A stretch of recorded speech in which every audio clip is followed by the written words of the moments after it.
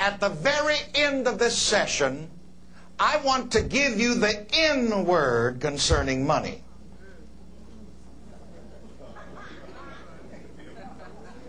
And those of you who know what it is, don't tell, so that those who sneak out early will miss it. He that tells it knows it not, and he that knows it tells it not.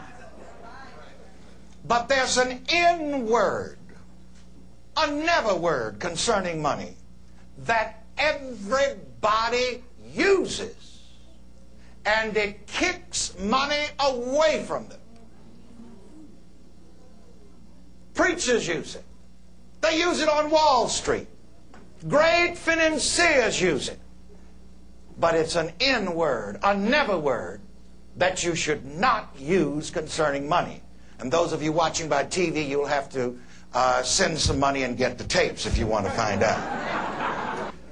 So now, I'm going to give you a definition for money in just a moment, because they taught me in homiletics in the theological seminary,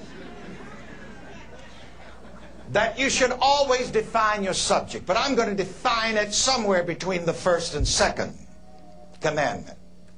And I'm going to start off by giving you, first of all, Rev Ike's first commandment of money. And you can get copies of these, as I said, at the break, at the end of the session tonight. And here is commandment number 1, and I'm going to have you shout it back at me. Thou shalt not think that money is evil. Thou shalt not think that money is evil. That's the first of the 10 commandments of money, if you want to have a good relationship with it. There's a little commentary on that commandment, and I'm going to have you read it with me as well. Thou shalt not think that money is evil.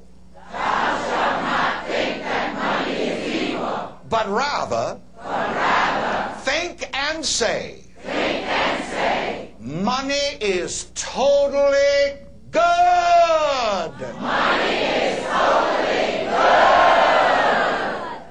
My desire for money is totally good. My desire for money is totally good.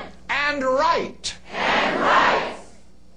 I want and use money only for good purposes. I want and use money only for good purposes. Thank God for money! Thank God for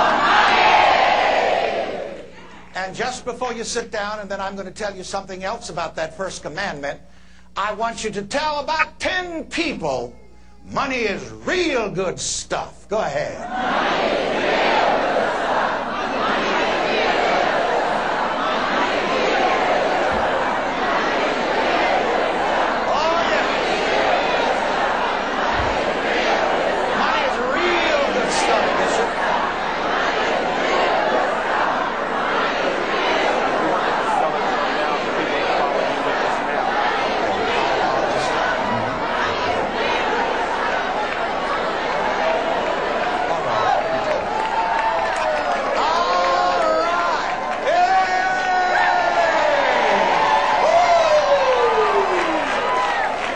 So if you want a copy of the 10 Commandments of money, give them $2. Because you need this to follow me. If it ain't worth $2, you are not going to get rich anyway. So they're going to be coming down the aisles, and they'll serve you even while I'm talking. I have nothing against money circulating while I'm talking.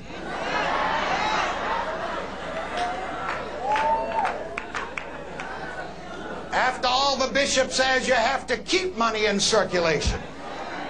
So this is not only a seminar, but it's also a money workshop. Let's say a money workshop. A money workshop. You see, because we give you principles here that work and that you work with. So it's good for you to keep circulating your money while this is going on. Now, While you're doing that, I want to comment on that first commandment of money. Thou shalt not think that money is evil. Say it again. Thou shalt not think that money is evil. And by the way, those of you that are new to my modus operandi, I am deliberately repetitious, because it is by repetition that the mind learns. How do you think people learn to be so poor? By repetition. How do you think people got so many negative ideas about money that kicks money away from them? How? By repetition.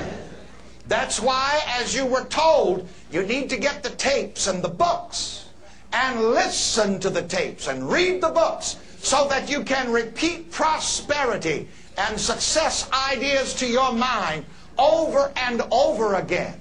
You need to become two things: a bookaholic and a tapeaholic. Let me hear you say bookaholic and tapeaholic.